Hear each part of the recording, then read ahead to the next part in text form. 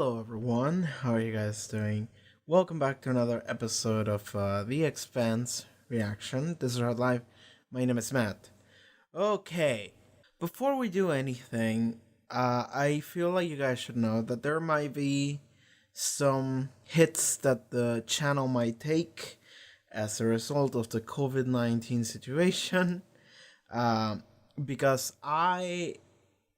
So this morning I just finished uploading a video that is not an Expanse video. It's another reaction that I did, and that video is an hour and 15 minutes long. That video took, I want to say, around 58 hours to upload, non-stop, just computer on 24/7, 52 hours. So the short version is my ISP is fucked and my entire country is on lockdown and nobody can go outside other than to get food. So even if my ISP was able to fix anything, like let's assume that this is not just oversaturation, which it totally is. Even if it was able to fix anything, they can't because they can't go outside to work and fix it. So we're at a point where I don't think I can promise you guys that there will be another upload next week.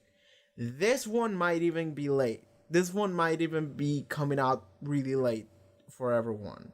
So I feel like I'm just gonna say, don't expect the channel to remain consistent, given it wasn't that consistent to begin with. But don't expect it to be consistent on a week-to-week basis, because I feel like I might be going on a hiatus of sorts. I'm just gonna edit this part out of the video with the YouTube editor thing if it stops being true. But at for the time being, this is the situation, and I'm just letting you guys know because fuck. Alright. Alright, so last time on The Expanse, we had Doors and Corners, yeah. So it was episode 2 of season 2, and a lot happened in it. So we, the Rosie crew, alongside Miller, which is, I guess, is part of the Rosie crew now, we went to Fred Johnson. We gave him the report of what actually happened on our station. He was like, what the fuck?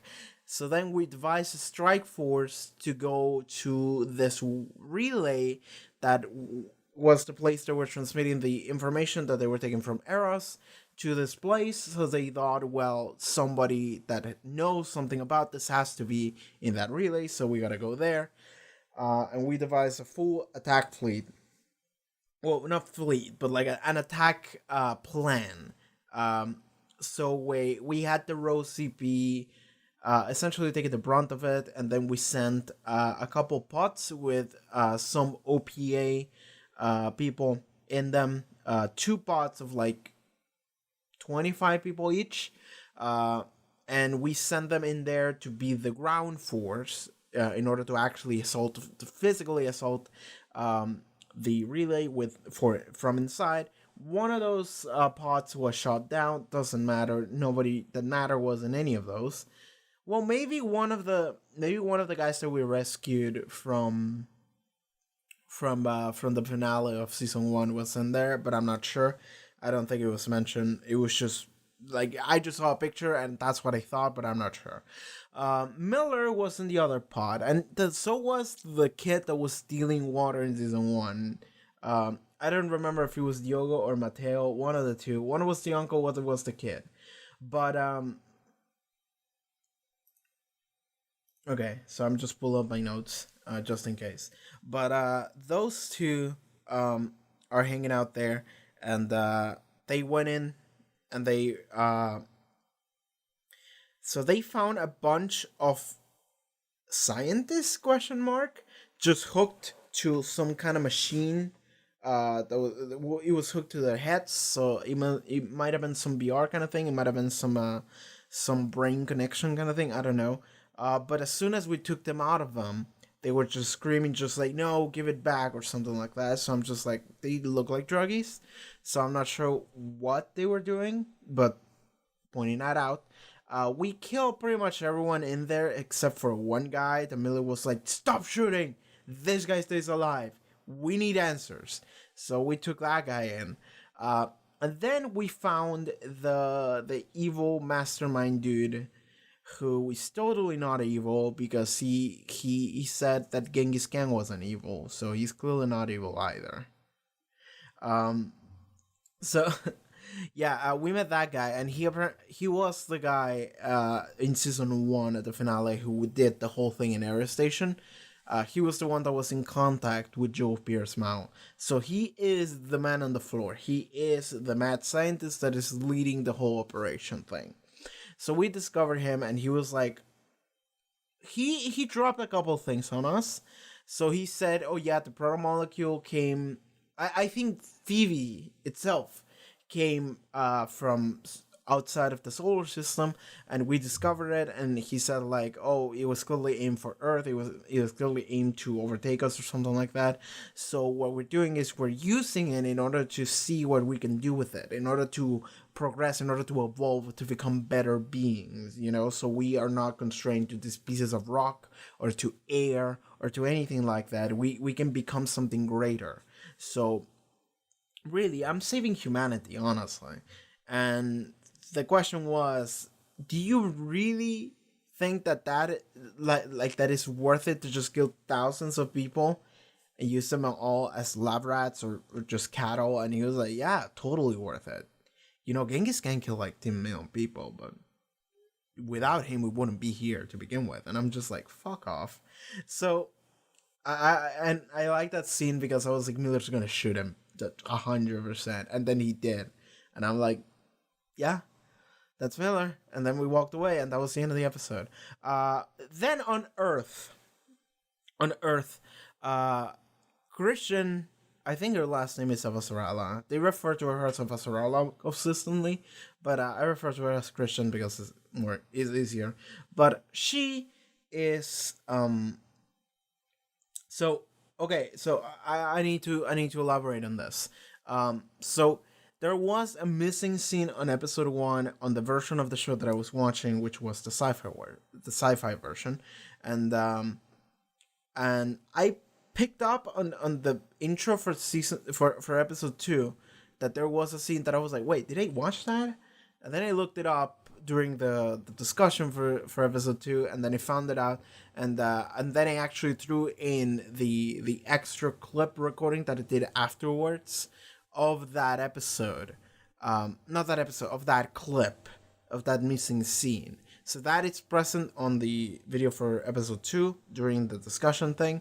But now now is the first time I can actually talk about it, and it's the fact that Christian is on the move. She actually hired a private spy, essentially, someone that has no affiliation, and she claims that he has some sort of a Robin Hood complex where he actually hates the rich and everyone with power and tries to give it to people that don't.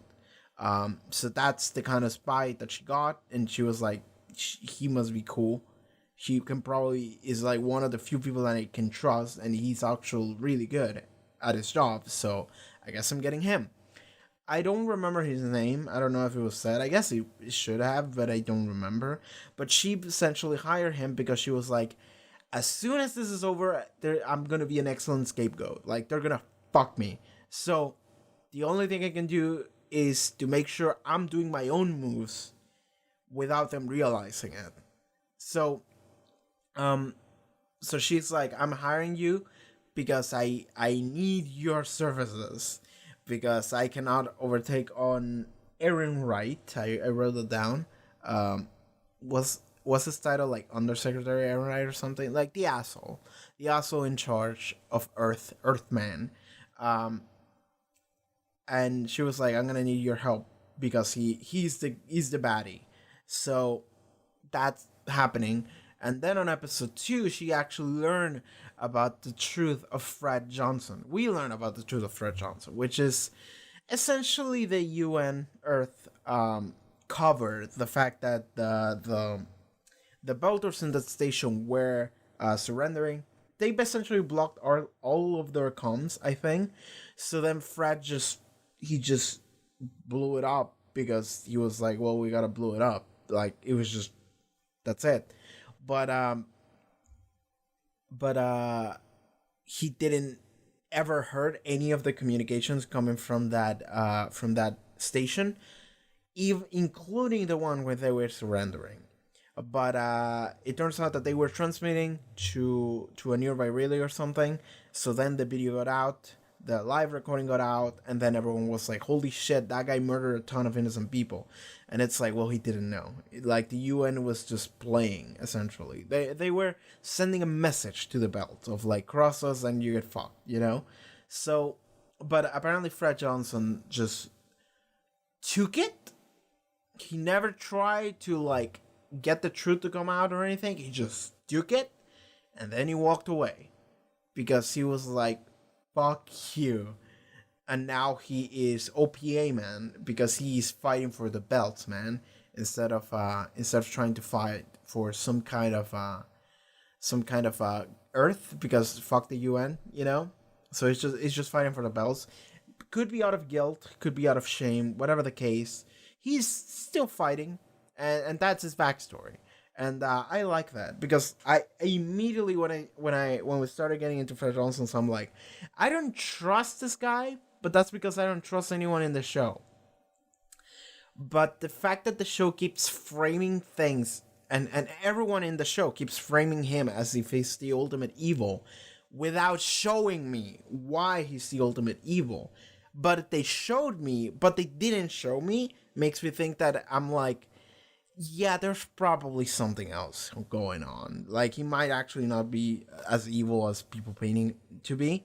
Especially because there was, like, one scene during the finale where he was, like...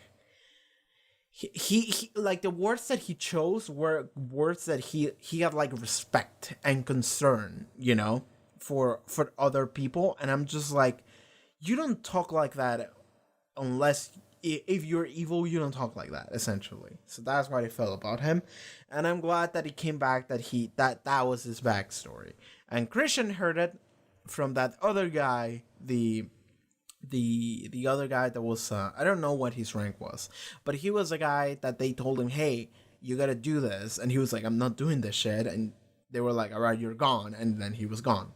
So he's no longer in charge. So some other bad people are gonna be in charge, but like. Doesn't matter because he couldn't, like, I mean, I guess it matters to some degree, but like they were just giving him orders in order to what to do, and he was like, fuck you, I'm not carrying them, so I'm just gonna walk away, I guess, and then someone else is gonna carry them, is gonna do it. So but Christian heard about the real truth of Fred Johnson, and as a result, she was like, I want to meet Fred Johnson. So she asked her spy to arrange a meeting with Fred Johnson of some sorts that nobody can track or trace down or anything.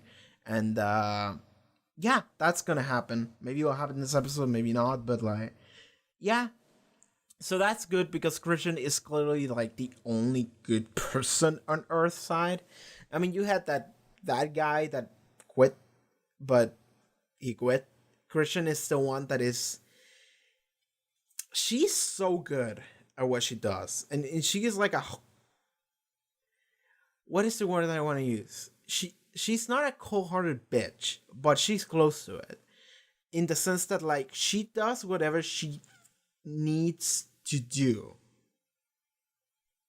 And they elaborate on this, like, very early on in the show. She's a character that does whatever she needs to do in order to win. No matter what. Like her dad, apparently, and that's what killed him.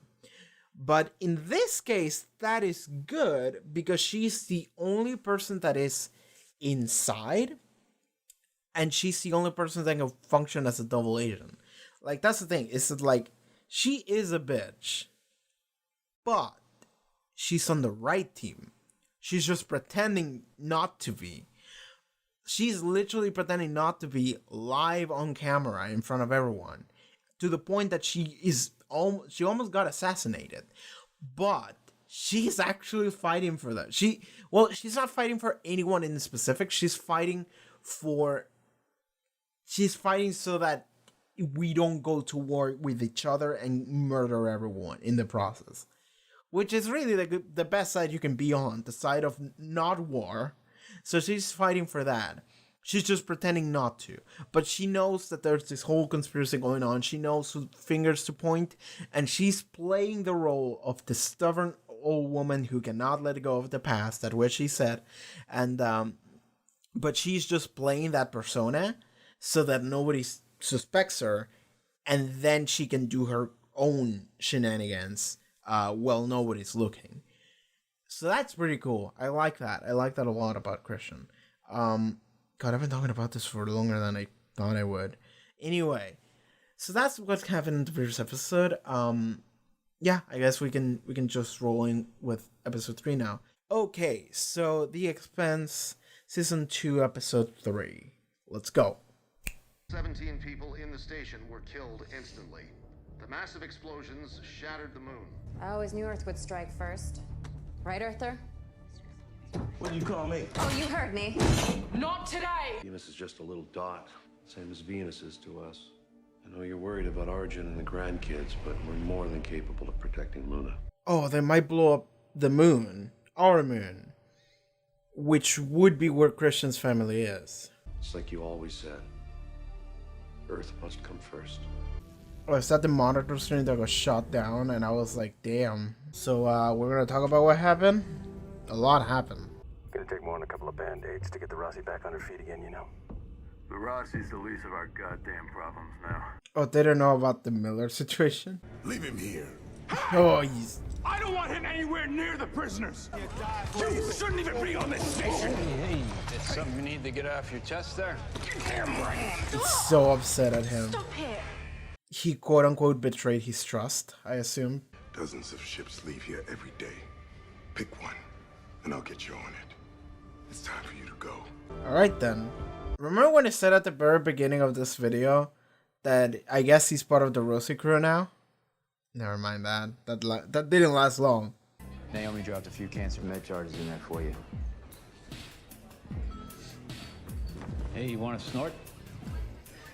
Captain doesn't want you around anymore. We don't want you around either. But I get it. He killed your girl and you shot him. Just a guy who needed to go down. The captain always gets a little jumpy when you kill people without talking it over first.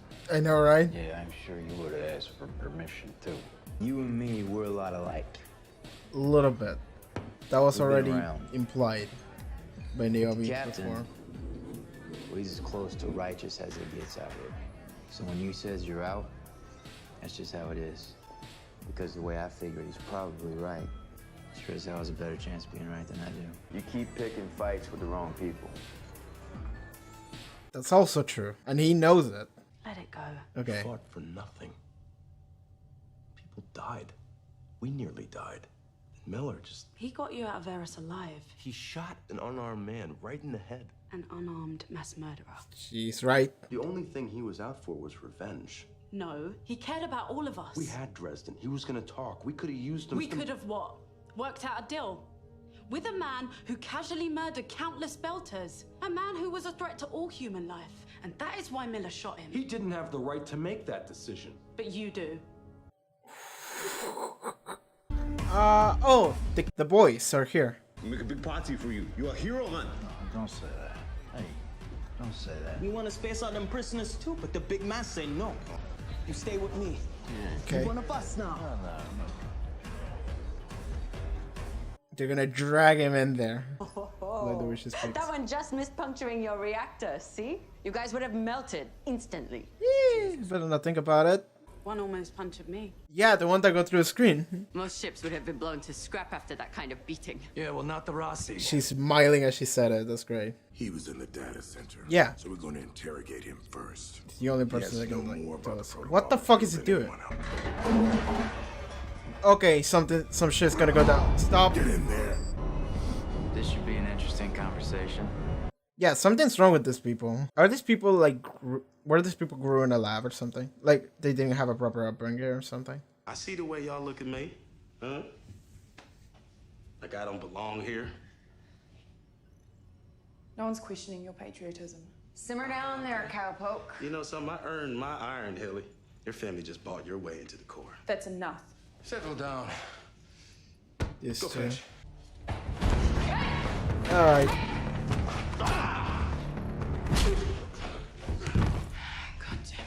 What about the project? You're gonna have to answer for it. The genocide on Eros. Or you can work with us. Are you taking up the project? He only cares about the project. He's just like, the project's the only thing that matters. Type C Huntington's disease is just so ungodly cruel. She never complained. Her brain was fried. She didn't think anything was wrong with her.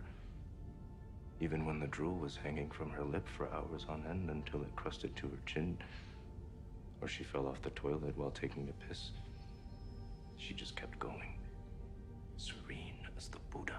Not a bad way to die, actually. Dresden is gone. You don't have to answer to him anymore. If he were here, I'd thank him. He made me what I am today. What are you today? He's gonna practice the same situation. On the sim from the beginning. Yeah, simulate what actually happened and try to do it better. Because that was too much of a close call. Alright. Go back 1 minute. Bites the dust. Go back. He won. This is a good scene. What are you laughing at, loser? It's just... I feel good. It's been a while. This fucking kid. Oh my god, this is the most teenager room I've ever seen in my life. You're telling me that those sounds are coming off the arrows? Hottest beats maker on Tycho. Mad OBA pirate too. She jacked a cryptid data stream off the station we kill, but it come from Eros. Turn it off. Those belters you're jamming to, they're dead. We're dying. Or worse. That's why it's our anthem, Pampa. A call to war. Oh yeah? Wow. Never even know what you were fighting for. You killed that guy. What you fighting for? I just saw an asshole and shot him in the head. That was it. You don't choose anything. You're born into it, man. One side or the other. Beltaloda.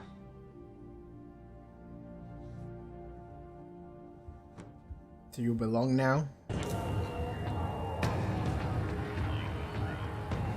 Are you gonna shave one side? Please tell me you're just gonna shave one side to rock that belter punk look. Okay, you're a thing. You're an actual thing. And she's not here anymore, isn't she? Nope. This is a thing. This is an actual plot thing. Fuck you. I just don't know what it is. Everyone's partying now. Neurons in his right temporal parietal junction have been impeded. Okay. Dewiring? Well, he wasn't born this way. He was altered. Okay. Probably transcranial magnetic hyperstimulation. Part of his temporal lobe has been effectively erased. Alright. The part that governs empathy. Alright. Someone waves a magnet at the right side of my head, and suddenly I can watch 100,000 people die in agony and not give a shit. I've checked the other prisoners. It's been done to all of them. Well, he's not a homicidal maniac. He just no longer has the capacity to consider any life other than his own meaningful. Is his condition reversible? I'm afraid not. Is that personal interest, Amos? Are we gonna just keep eating shit from Earth, or are we gonna take them out and end this? What does that have to do with one of my sergeants assaulting a private? You can only get slapped around for so long before it boils out one way or another. I'm well aware of Private Travis's background and the shit that he gets for being born on Earth. If he'd been willing to talk, you'd be thrown in the brig right now, but he wasn't. That's how Martian he is. We're not going to Earth. We've been ordered to Ganymede Station to secure the food supply. Farm patrol. We're Marines. And we serve where we are ordered to serve. Now, you and your team will carry out your orders with pride and dedication, befitting soldiers of the Martian Republic. Are we clear, Gunny? God, she's so bloodthirsty. Everyone is so bloodthirsty except this guy, who is the only ration ahead. And he will fucking die or something. And then everyone's gonna be let loose. Is it Fred Johnson? Secure channel to Fred Johnson. Do we have a talk? Do we have a conversation? Is it happening? Hit send And it's treason. If I do nothing, millions could die. Please give it to me and go. There is no need for us to hang together. Oh, I'm sure they'll hang us separately.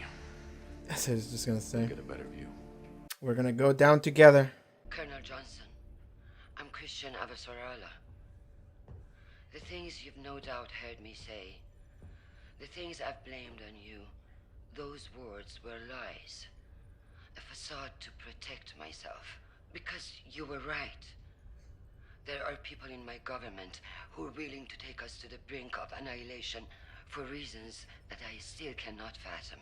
But like you, I want to stop this war. So now, I'm asking you for help. I need evidence. Anything I can use to turn the guns of Earth and Mars away from each other before it's too late. If you have any cards left in your hand, the time to play them is now. Whew. I never thought I'd see the day. I know, right? Think this is for real? And she's skeptical. Because, honestly... I think I got something she can use. You spaced a Black Sky faction leader because they put a hit out on that woman. If they learn that you're helping her, the OPA will put a hit out on you. Oh, that's true. Didn't think about that. Have to be our little secret then, huh? There's something going on here. Does Amos have some sort of condition that reminds him of him? In the hotel room where we found her, the screens and the lights were smashed to pieces. In that hotel room, there was madness. And it stank of sick death. Slime in the center of the bed, and it smeared down across the floor. Mm-hmm. She must have dragged herself like a dying animal. Didn't need to see it again, but... Blue barnacles jutting out of her mouth, out of her body, snaking out of her hair, growing up against the walls. And there she was, naked as Eve. Dead. Beautiful. Not dead. Becoming. The barnacles? An expression of pattern matching systems. Lattices that mimic beta sheets and expand on them, but capable of control systems like brain tissues, two-stage pumps adapted from hearts, and at the very center, a particle nothing leads to, like a seed crystal that requires and provides a massive amount of energy. That's why she smashed the lights and the screens. She was trying to take away his power source. Amos just figured out a lot of stuff by getting him to talk excitedly about the experiment. Okay, we figured out some stuff. Good job, Amos. God, now he looks like an asshole. Now he looks like Macklemore. Where are you going? Well, that's the thing. The senior sign outside says we know where we're going. You're going for faith? I think maybe I know where I need to go now, too. Is he joining the Mormons? The Space Mormons? Nauvoo. The Nauvoo. That's the name. Have you Where's the ever talked Nauvoo to going? a pedophile? That's a sentence started. Try to ask them stuff, and they're not gonna just talk about raping little kids, but if you show them pictures of kids, then they'll go on and on and on. How pretty you are and shit. So yeah, use that. You were talking about stopping it, taking it away. That's why it wouldn't help you. It learns, you know. It does something different every time. The more biomass you feed it, the faster it learns, the more it changes. Okay. So you fed it, Eros. A whole station, 100,000 people. 100,000 opportunities. We can only learn by letting it learn. Oh, is that your motto? Is that the motto of your fucking cult? 2 kilometers long, half a kilometer wide. Okay. Ooh, I 10 like levels this. of environmental engineering. This is some good technology. And after the initial acceleration, the body will begin to spin. All this will be farmland. It's designed to give the illusion of light and heat that is as gentle and warm as a summer's day. So a little paradise ship. Some felt that taking entire families on a journey that their grandchildren wouldn't see the end of was inhuman. Well, I seen Inhuman, and this ain't it. We can offer you salvation. Boy, it sounds like just what I need. Really? Miller has become Christian? What's that noise? Is it talking? Not people. Pulses. Okay. Steady like a clock. No. No. Speed him up. No. Mm-hmm. Count him down. Okay. He's building. Okay. Building something. We're going to find out. Oh my god, Christian is just like, what do I do? What the fuck is this? What's it sent by Fred Johnson? 25 people on that pod we lost. It's my job to protect them. Ooh. We saved Amos. And we lost 25 people because I made that choice. There's no point. Point is, next time I'm gonna save them all. So he keeps running simulations in order to do it better. I like Alex. The proto-molecule's building something and we don't know what. People talking. But we saw what happened to Julie Mel. Are you saying those people are still alive? As long as they have The power. person who can answer that is dead. We need to do something. And I know I can't do it without you. Apologize. Miller? He's going up to Fred Johnson. Eros, What? something real bad is going on down there. Yeah, we know. And you know we have to destroy it. I think you're right. Yeah. I know that you know Dresden was gonna get away with it. And I didn't kill him because he's crazy. I killed him because he was making sense. Any idea how we can take out a whole asteroid? Yeah, with that. Wait. With the fucking Mormon ship? Or am I crazy? Is that not it? Alright, so that was episode 3. I feel like okay, let's go with parts. So the first thing we see immediately is that Miller is being kept as if he was a prisoner with handcuffs, and Holden is so upset at him, so angry at him. And it's funny because when I started this video, I was like, I guess Miller's part of the Rosa crew now, and then I'm like, I forgot that like he shot him, and that probably not the rest of the people would be okay with that. Holden wasn't, because the thing, and I like that he was essentially kicked off, like violently kicked off, and after that, there was we saw a scene with Miller drinking at a bar, and Amos came along and he just brought him his stuff, and then Miller was like, hey, you want a drink? And they just sat down for a drink and had a little chat, and I like that they talk about it, about their personalities and what kind of people they are and what kind of person Holden is, because Amos was like, see, you and I are a lot alike, and this is something that was referenced, well, not referenced, but alluded to in like episode 1, yeah, where Amos and Miller were just literally killing each other, and Naomi was like, listen, the same way that you would just do some crazy shit for this girl, Yuli Mao, that you didn't even know, kinda, that's kind of the way Amos would be for me as well, and that's kind of the person he is. So when your friend pointed a gun at me, he just shot him right away, because fuck that guy, how dare you point a gun at Naomi?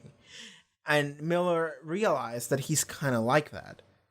So, and that's why they were okay moving into episode 2. But now that we're sitting on episode 3, it's like Amos and Miller are having this conversation, and they are like, okay, we're like this. Holden's not. Because Holden is... What would Holden's alignment be in D&D? It would be lawful good, wouldn't it? Lawful? I'm feeling lawful. Like, I think he cares too much. And he cares too much about following some kind of protocol or procedure. But ultimately, I feel like he cares more than anything about his moral code. Which is, it essentially boils down to, do not kill people, you know? So, because that entire finale in season 1, during the entirety of episode 10, I was like, every time that Miller was just shooting people, they were putting the camera on Holden's face, and he was like, again, stop. But he didn't tell him to stop killing people because they kind of needed to get out. And Miller is kind of the only reason why they got out.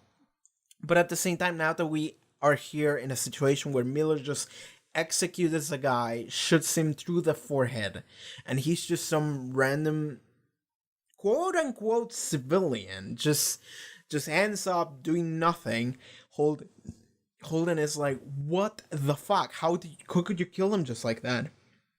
And I like that came back around because, okay, here's the thing, is that Holden thinks that the reason why Miller killed him is because of revenge or whatever. That's not what I thought. That's not why I thought he did it. I thought he did it because that guy is fucking scum. And he needs to go. So he just went and did it, just like that. Given, I remember saying, like, I am glad that he's dead, but I don't know if necessarily shooting him right then was the good thing to do, was the correct choice to make, because I'm just sitting here like, well, we could have gotten some more information out of him. We could have used him in some way, shape, or form, but at the same time, Miller did like listen to him up until he started spinning a deal with Fred Johnson, and they were both kind of agreeing to it, and then he shot him. And that's why here at the end of the episode, Miller says, I didn't shoot him because he was something crazy. I shot him because he was making sense. And I'm just like, okay, that's good shit. That's a good line. And it's like, it's one of those things where it's like, the things that he says are like, he's not just saying, I want to kill 100,000 people. He's saying 100,000 people aren't as valuable as the results that we're going to get from this for the sake of humanity as a whole. That's what he said, essentially. And the thing is that Miller realizes that whatever he's saying, Fred is kind of buying it a little bit. And regardless of whether or not what he's saying is technically or not technically true, like the right thing to do, quote unquote, Miller is just like, no, I'm ending this right now before we have the chance to join him, before we have the chance to agreeing to whatever deal he wants to make with us. Fuck this guy, we need to kill him right now, otherwise we're gonna end up doing the same shit that he is doing. We're gonna end up being accomplices to him. And it's one of those things where it's like, it could potentially be the right thing to do, but Miller is like, no, fuck that thought, because he said he was making sense. So at some point, whenever he listens to what he's saying, whenever everyone listened to what he was saying, Miller had that thought of like, maybe he is right. Maybe he is saying something that has some kind of meaning. But then he had that one moment where he was like, he's killing 100,000 people. No. Dead. So like, he shot him not because he's like, he didn't shoot him because he wants revenge for Julie or whatever. He also didn't shoot him because this guy is an asshole, I need to kill him. He shot him because whatever he was hearing him say had some kind of basis to it. And he was like, no, we're not going through this. We're not going through this process. We're not going through this thought process. I'm ending this right now because I don't want to become someone that would actually like be okay with the murder of thousands of people. So he's like, no, this guy needs to go because we need to stop this from possibly happening. Like, whatever he was saying didn't sound crazy enough that you could just say, oh, he's just a bad guy. He actually made sense to the point where you would have that moment of thought, that little doubt of like, maybe he is right. And then you were like, no, stop that thought. Boom. I need to kill him. I need to kill him right now because whatever the fuck he could say could be too much for us to know. Like, it could be too much for us to know, in the sense that, like, we could potentially end up aiding the cause instead of going against it. And I need to go against it, because fuck killing those amount of people, man. Fuck that shit that I saw. No. And I like that. I like that so much. So the fact that Holden is like super lawful good is becoming a problem now. So the fact that Miller is like super lawful good is becoming a problem now, because he keeps encountering situations where his worldview does not fit the actual world around him, and anyone who is willing to help him, anyone who is a potential ally, they don't share the same worldview. So he's just like, fuck this shit. I went out. And Holden is like, it's very difficult to be someone like Holden in this show. And the fact that he is the main character, and he's like, he's trying to keep those ideals up and running it's very interesting, because I feel like I wouldn't be as upset as at Miller as Holden was, and neither was Amos, neither was Naomi, and I'm gonna assume neither was Alex. Holden was so upset, he was so pissed off, but he even had a conversation with Naomi when Naomi was like, you shouldn't be this angry at him. Like, he shot a bad guy, essentially. Like, because Holden was like, he just shot an innocent, he didn't say innocent, but like an unarmed man, and through the head, just execution style. And Naomi was like, an unarmed mass murderer. Like, we saw him what he did, so fuck him. And like, it could have been better to actually question him and get some information out of him. If we could have, I'm not sure if we would have, but if maybe.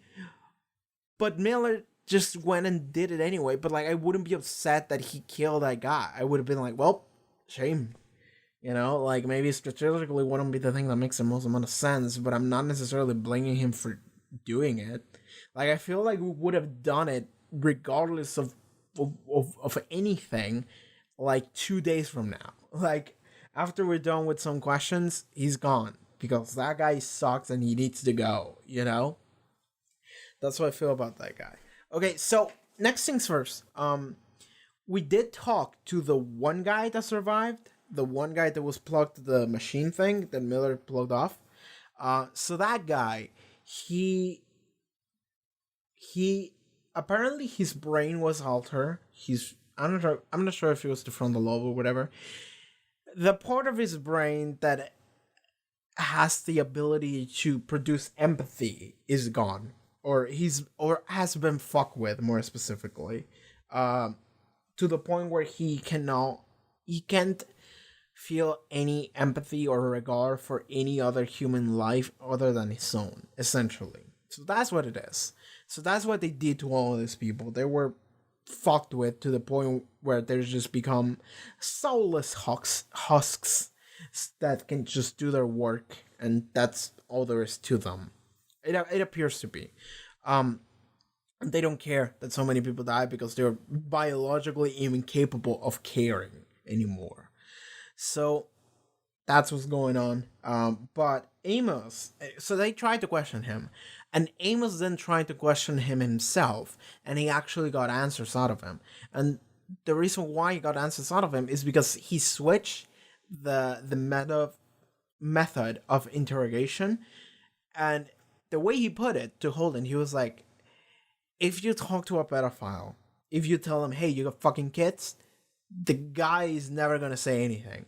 But if you start talking about kids in general, he's gonna start being like, oh yeah, they're so good, they're so wonderful. And it's like, you need to start talking about aerostation and the protomolecule in general, and he will fill in the blanks. Don't accuse him and force him to give you any specific information. Just start talking about it, and he will actually join in, and he will be curious, and he will start being like, oh, tell me more about that.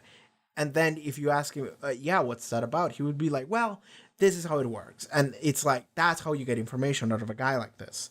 So, Amos, I just had a thought.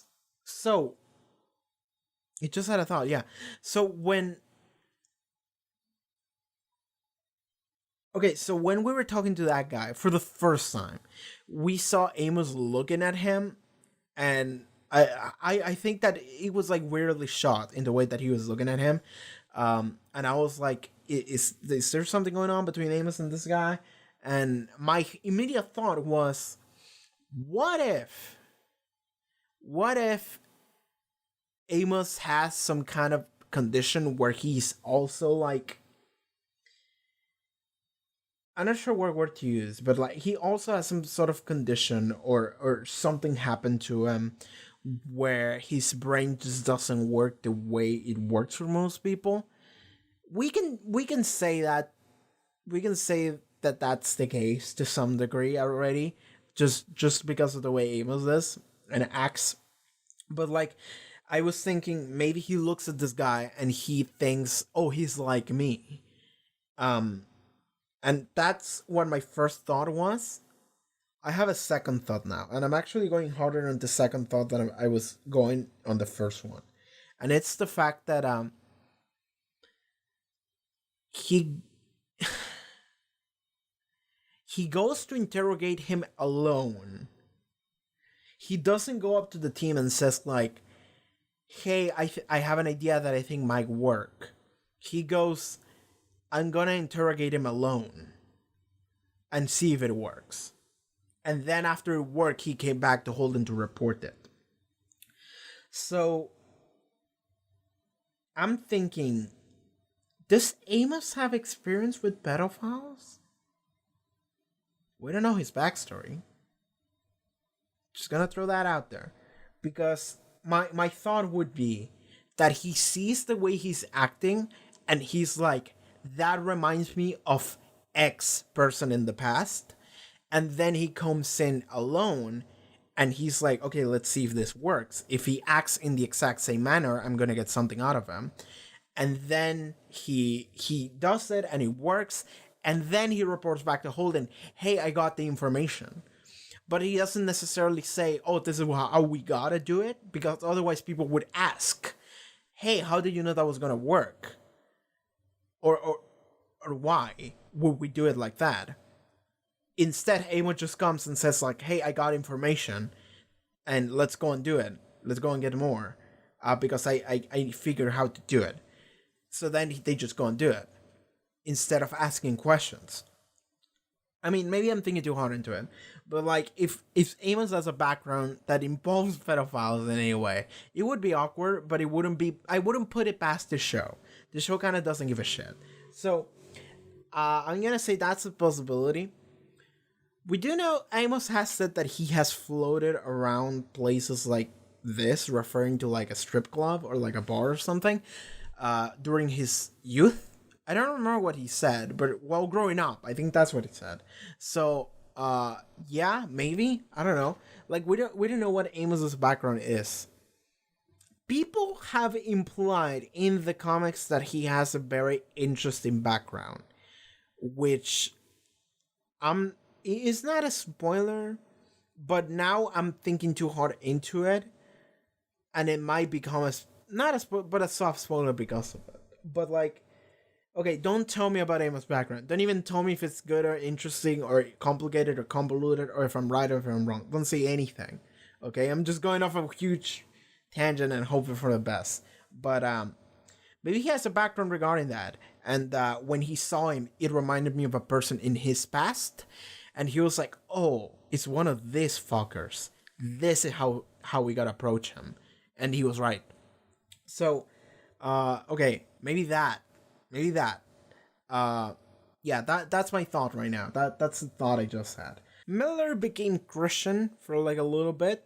Like he went to the Space Mormons. Is it the Space Mormons? I wrote it down at some point. I'm pretty sure I did. I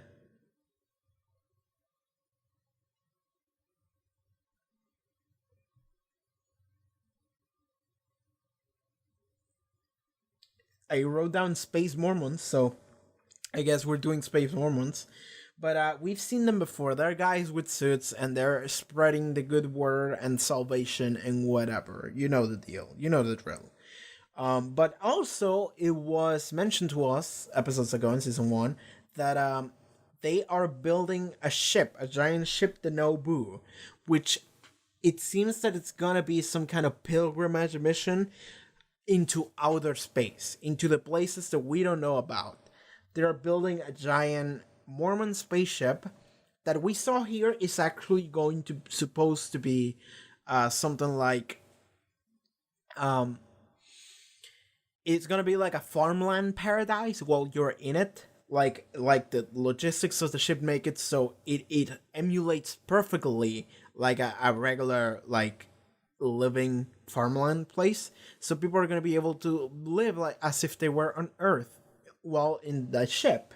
And the ship is gonna go on for whatever amount of time, for like 100 years or something, into outer space to see what's out there, essentially.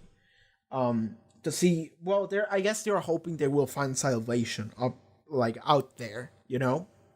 So, that's the Mormon thing. And Miller went to the Mormon place, like, I don't know, the Mormon shop, the Mormon conversion center. He went there and he started talking about it. And I was under the impression that maybe he was like trying to convert into Mormonism. But now, at the end of the episode, he goes to Fred Johnson and he's like, "We gotta destroy Eros." And he's like, I think you know that I'm right. And Fred Johnson is like, "Yeah, I think we have to." And like, it's like Fred Johnson is actually agreeing with what Miller is saying. Like, because like, here's the thing. More than any other character in the show, Miller is a doer. Miller is a character that does shit right away without talking or thinking about it too hard. Sometimes can be a bad thing, but in this show it has proven to be a really good thing most of the time. Well, maybe not most of the time, but often, because Miller had a really good reasoning behind shooting that guy, and I can actually see how not shooting that guy could have been a bad thing to do down the line. So maybe he literally saved the universe by killing that guy right there. Maybe he did. And Holden is upset about it because Holden is, I was gonna say short-sighted, but I'm not entirely sure if that's correct. But like, he is too blinded by his moral code, which is, this is just a guy standing in front of us without a weapon. Like, we can't just execute him. And Miller is like, this guy is a mass murderer. He needs to go right now. You know, like, it's a very, very different thought process for the both of them. But at the end, Miller says, "We gotta destroy it," and Fred is like, "How are we gonna do that?" And Miller is like, "With that." And I think that what he pointed at was the Nauvoo, because I think the Nauvoo is being built on I don't remember what the station they're in right now is. Tycho. Like, the Nauvoo is being built on Tycho Station, if I think I understand that correctly. So I think that what Miller pointed at, it was like, that thing, that giant thing we have going on there, that is the Nauvoo. So he wants to use the Nauvoo in order to destroy Eros? How though?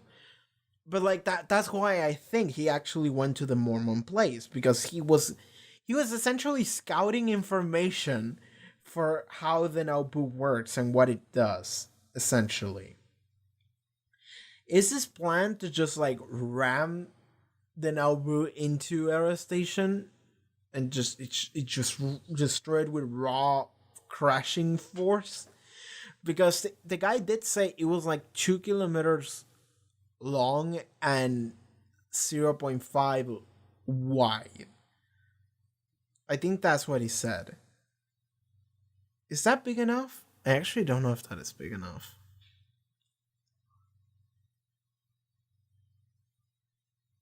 2 kilometers long is pretty good. So if you ram it like sideways, maybe. I don't know. But yeah, I don't know. I didn't understand that very much. I'll figure out next episode, I assume. But I like that Miller is still doing shit, despite him being like quote unquote out.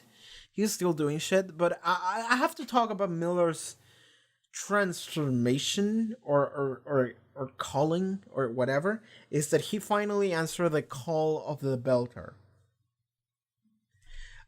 Because after he was kicked out of the Rosie, he upset Holden. He had that like little conversation with Amos, and then Diogo and some other Belter dude, they show up and they start going like, Miller, you're a hero, you know, like you might be kicked out, but it's okay. Like we like you're cool, man. And they took him. Diogo took him to wherever he's staying, and he's like, "Yo, come with me, man." And he has like the most stupid teenager room I've ever seen. He's just one room, laying on his bed, listening to music. The music is fucking trance techno using the voices of the literal dead.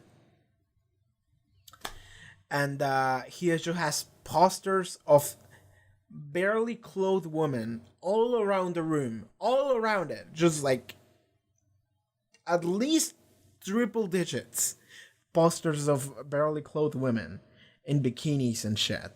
And Miller is just like standing there in front of the mirror shaving, like, oh my fucking god, this fucking kid. But Miller got a shave, and then he had a conversation with Diogo about what they are doing, how the world works, what it is like for you and us, Belters in general. And when he started talking a little bit about Belters, it felt like he was actually like not becoming a Belter because he already is one, but he's like finally like accepting what he is as like a pride thing, as like, I am this, you know, not just something that I am by classification, but my roots, something that is my culture, something that I'm gonna make part of my identity instead of just a thing that I am.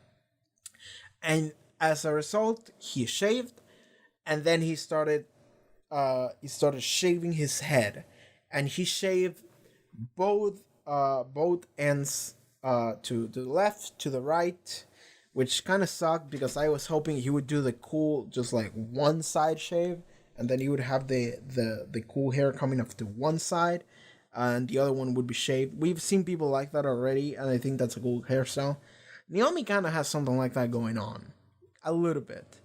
So I thought he was gonna do that because he already has like one bang, or had one bag that like drops to one side, and I think that's pretty cool. And I'm sad that that's gone now, because he shaved both sides, and now he has like not a mohawk, but a little bit like a mohawk. Like, it's not it's not spiky, it's not like big and just crazy, but it's just like the middle line across the middle of his head. So that's what he's doing. And now that he has this new look, then he went to the Mormon thing or whatever, and then he went to Fred Johnson, and we had that whole thing going on. Okay. I don't know where the fuck Miller is going. I don't know what he wants to do. So, with Miller, I'm just like, I want to see what he's gonna do next. Like, that's usually how I feel about Miller. It's just like, all right, man, you do you. Like, you're just gonna do some shit and I'm just gonna watch, I guess. So, but I really do like Miller a lot as a character. I really do. And we need to talk about Julie Mao, because in this episode, while Miller was looking into the mirror, Julie Mao showed up again. Okay, she showed up again, and I think that there is some kind of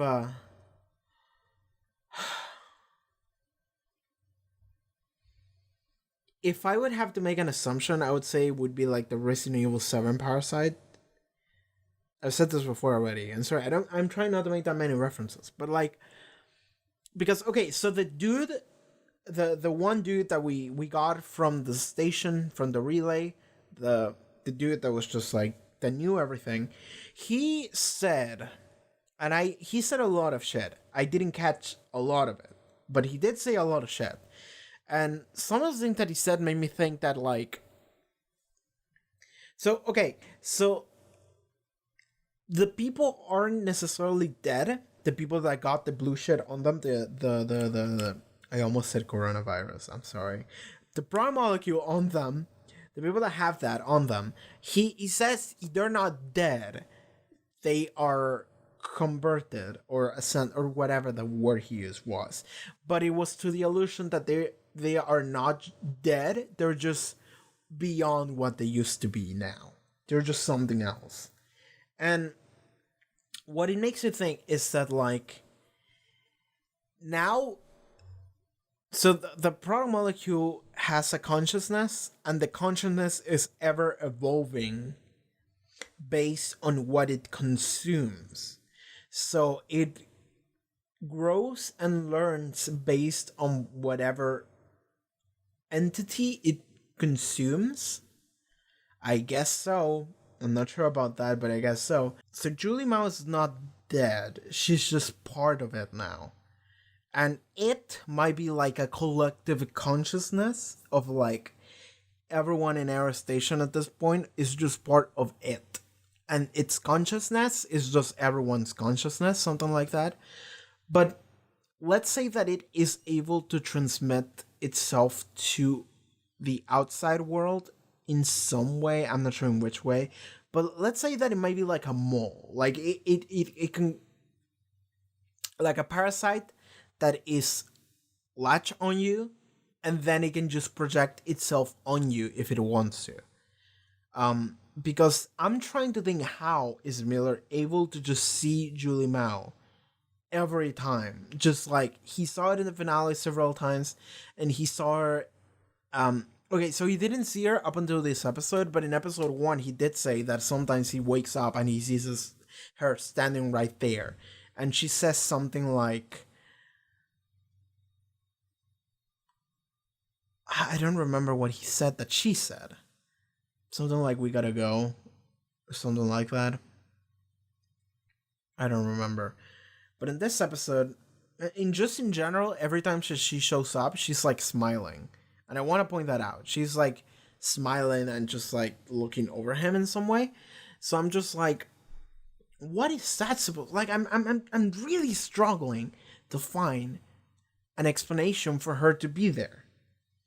Like, the only one that I can think of is that the product molecule is able to, like, latch parasites onto people that just project whatever it wants you to see at points.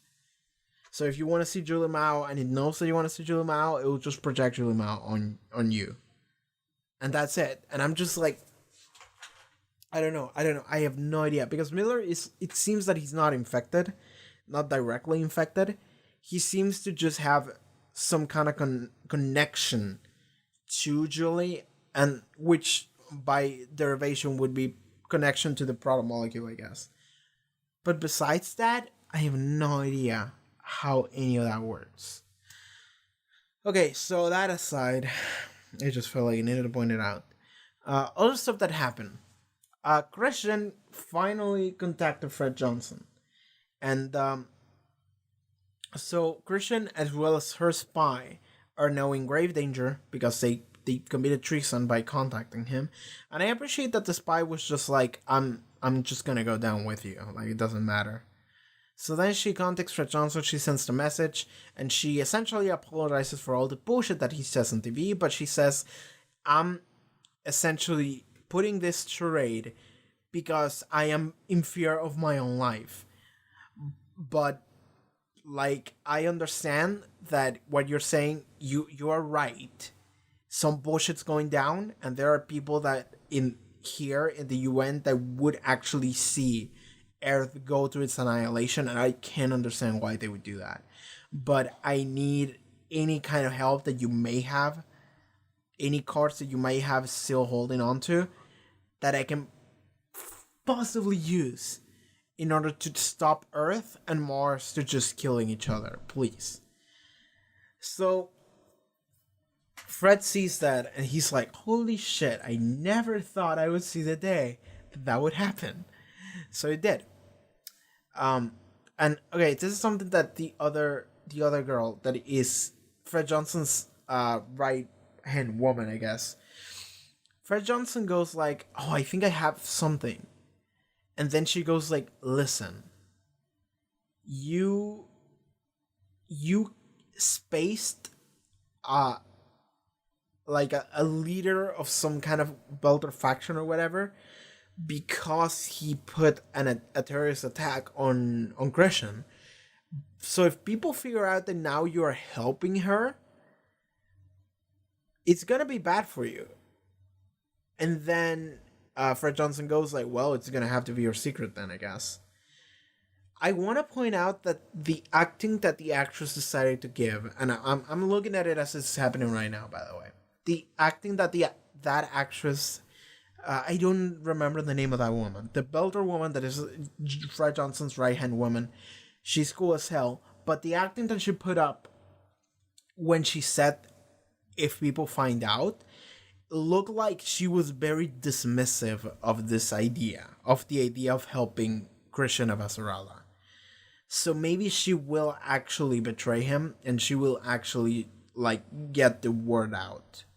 And people are going to turn on Fred for some reason. Because like, here's the thing, is that I want to say that the fact that she mentioned that could be a possibility makes me think that will be a that will be a thing that will happen. You know, it's not just something. It's not just something that they just decided to mention. No, it will happen. I think that it legitimately will happen now that they mentioned it. Just because of storytelling in general, but like, yeah, and then Christian does get some kind of message.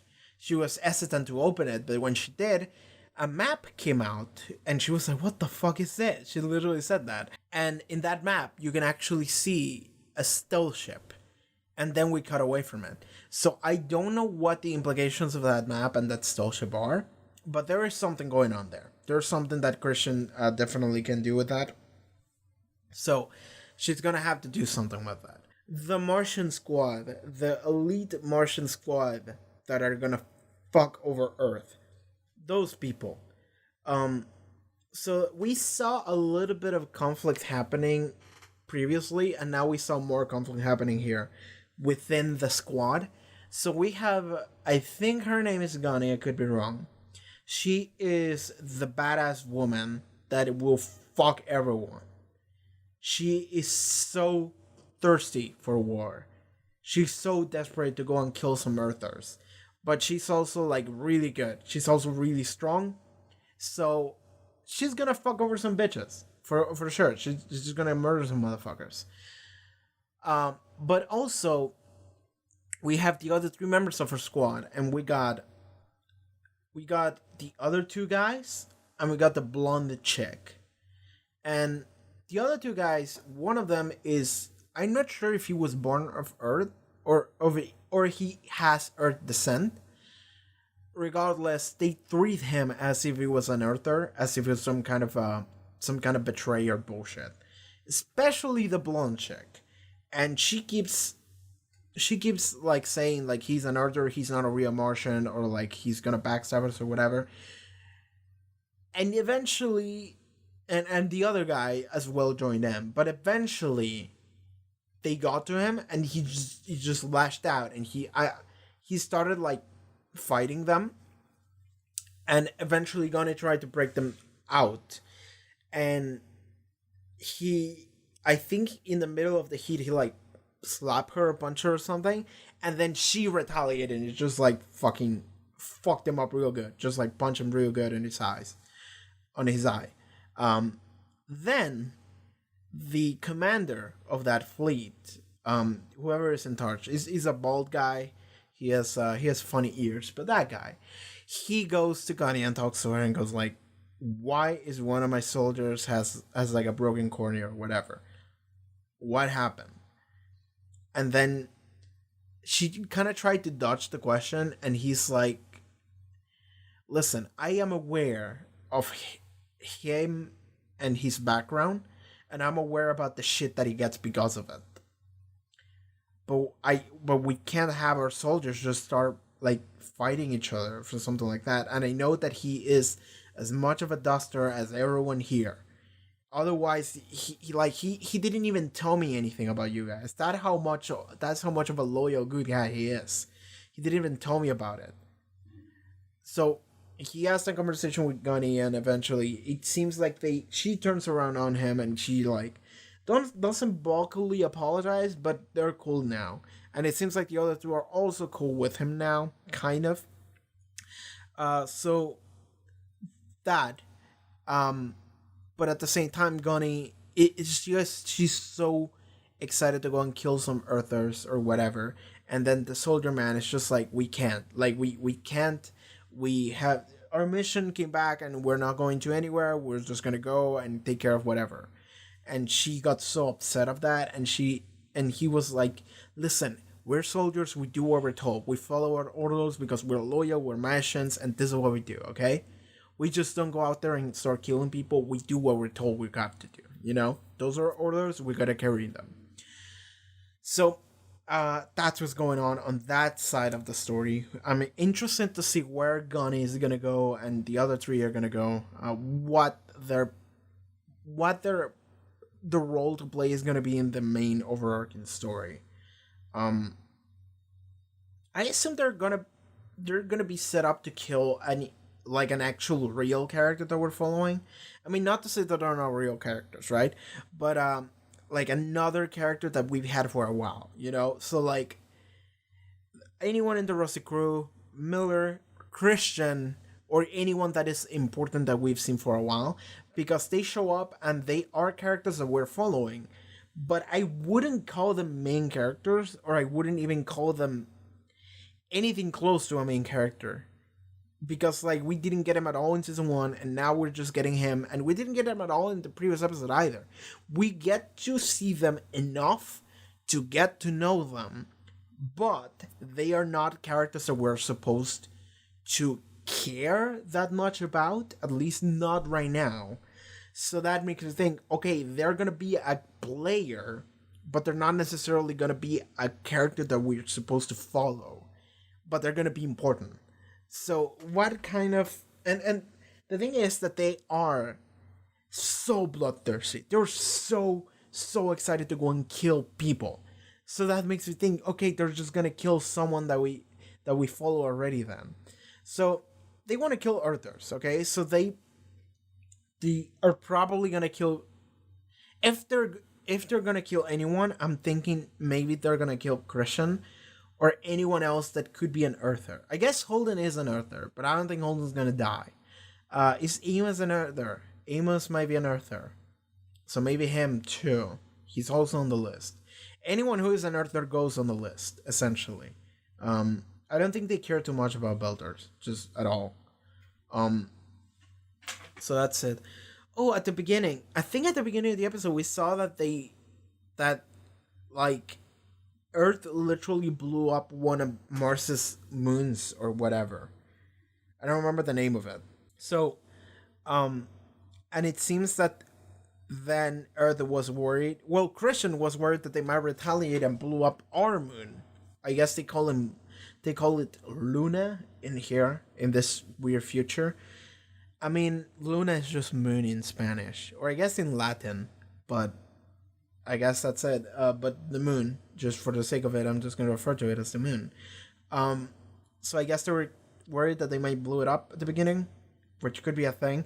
And even more so for Christian, because Christian's family is in the moon. I'm pretty sure that they escaped to the moon and they're just staying there. So if it blows up, it could be a bad thing. So, you know. If the moon blew up, it would be really bad for Earth, wouldn't it? Like Earth itself as a planet would be pretty fucked with the balances of gravity and whatever if the moon blew up. I'm pretty sure that would be the case. So that, Is there anything else worth talking about in this episode? Oh yeah, Holden said that he has some kind of plan or something that he wants to do, and he needs Naomi's help for it. And I'm not sure what that is about. I guess we'll figure out next episode, but I'm just like, what are we doing? What's that about? You know? So, yeah, that's happening. I want to talk about Alex. I really like Alex in this episode in general, because Alex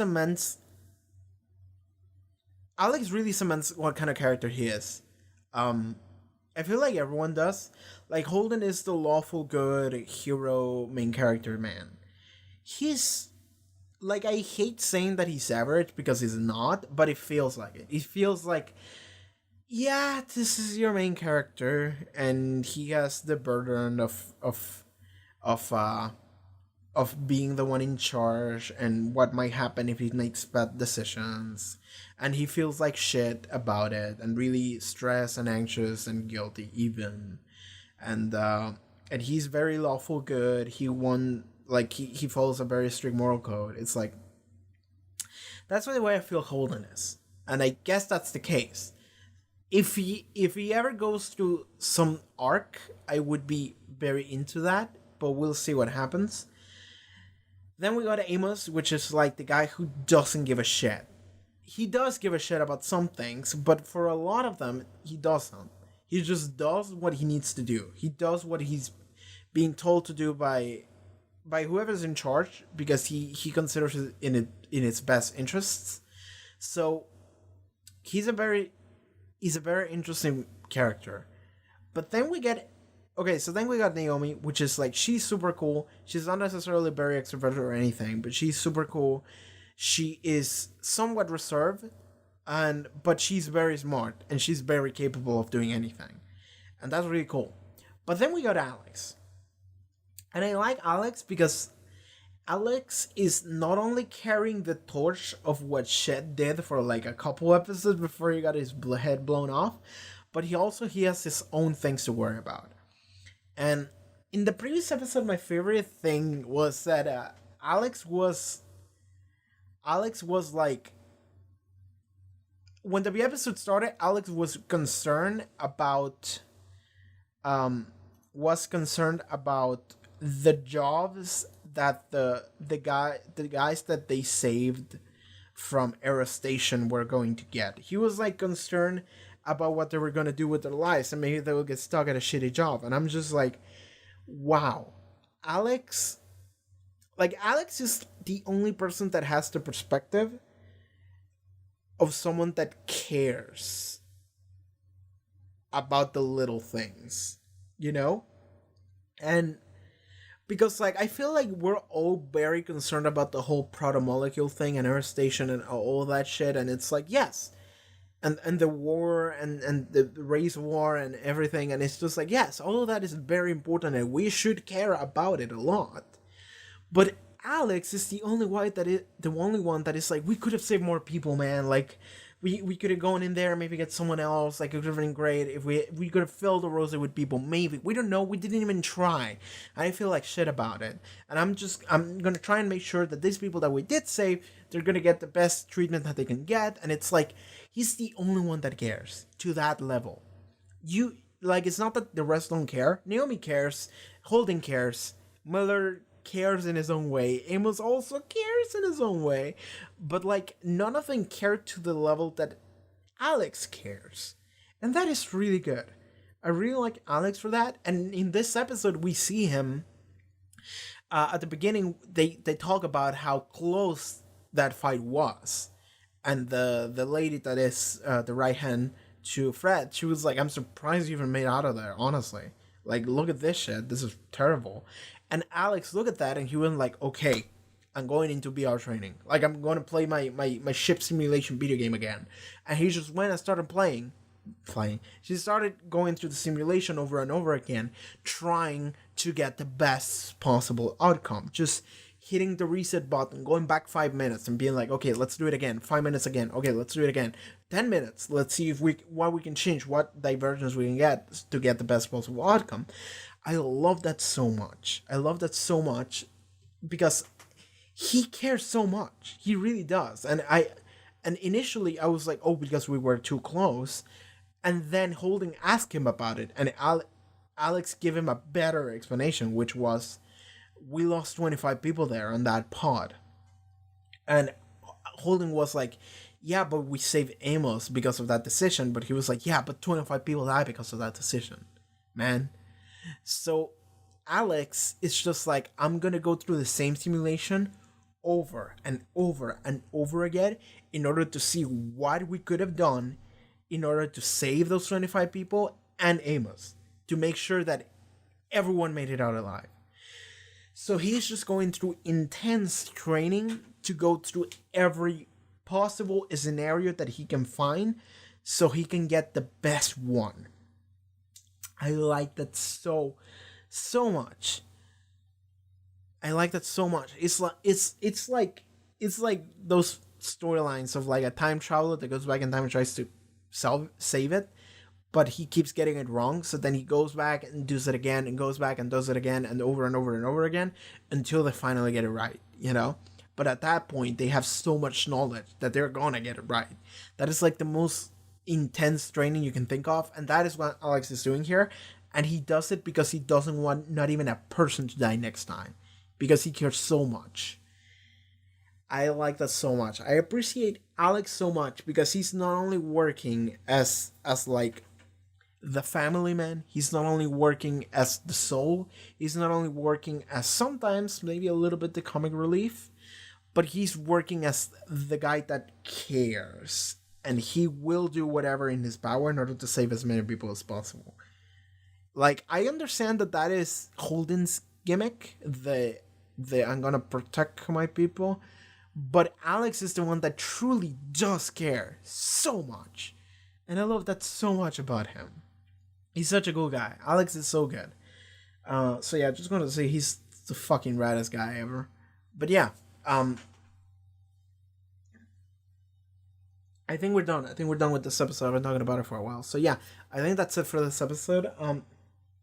Again, I want to say this again, but I don't know if I'm going to be able to keep this schedule. In fact, I'm anticipating not to. So don't expect next week to have an expanded upload. If there is one, then good. I'm very happy there is one, but I cannot guarantee you that there will be one. I'm sorry about that, but that's just how it is. Because of the COVID-19 situation, everything's just kind of fucked, and my ISP just doesn't work. So we'll see what we do here. Yeah, that's it for this episode. So yeah, okay, we're done. Alright everyone, thank you so much for watching this episode reaction to The Expanse. If you will, never mind what I was about to say. Just whatever I was about to say, never mind that. Just take care everyone, okay? There's a lot going on. Take care of each other, okay? See you next time. Take care.